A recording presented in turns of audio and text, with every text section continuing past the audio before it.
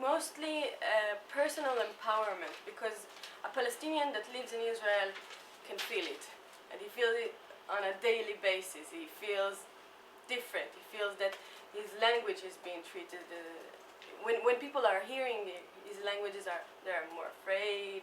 They get away a little bit. So this empowerment is crucial for the Palestinian society to raise its voice, because now, until now, it's not really happening. I mean, Palestinians are very quiet inside Israel. They're 20% of the population, but you cannot see their representation, let's say, in the parliament, or their needs being raised. And discrimination is very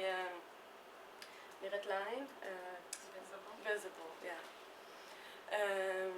And the Palestinians in the West Bank are mostly dealing with what they want to say to Jews, to Israelis. They see the only situation where a Palestinian meets an Israeli is in a checkpoint, or he sees a soldier. This is the only image that he has, and there are power relations which are really clear, very clear for them.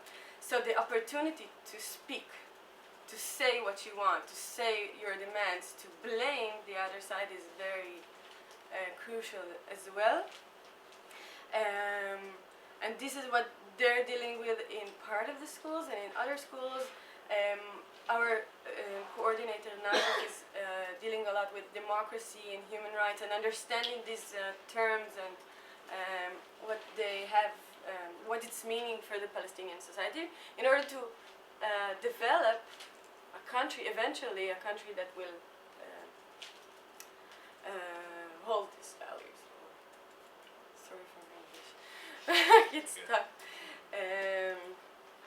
So this is our major educational programs, and as Hannah said, we have all this humanitarian aid that you see in this room and the other room, which is something that we felt we also believe in, but it is also something that helps us create relationship inside the Palestinian society, which has a lot of fears from working with Israelis, and we're dealing with these fears on a daily basis. One of the most common fears of them is that we are normalizing the situation. We make it normal when it's not, when it's clear that there is an occupier and an occupied. And we need to build trust relations inside this organization, which is not that simple.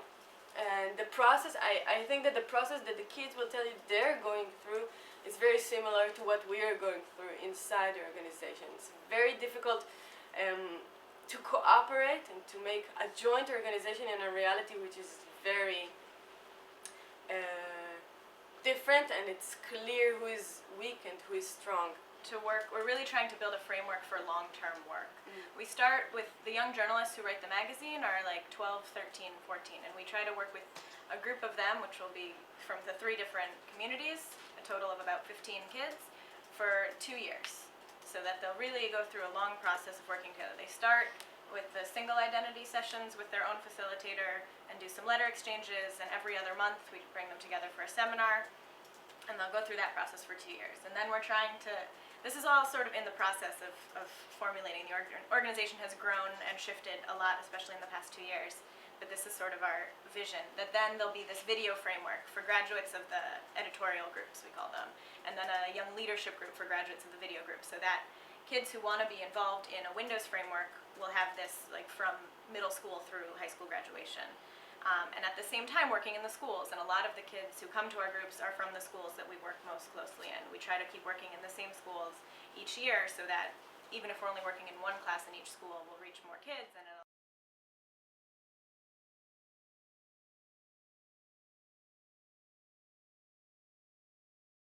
I didn't really know what is going on the other side. You know, I knew that it was bad, and I knew that they're suffering, but I didn't really, you know, talk to them, and all those issues. You know, we are not talking only about Arabs, we are talking about the problems between Jews too.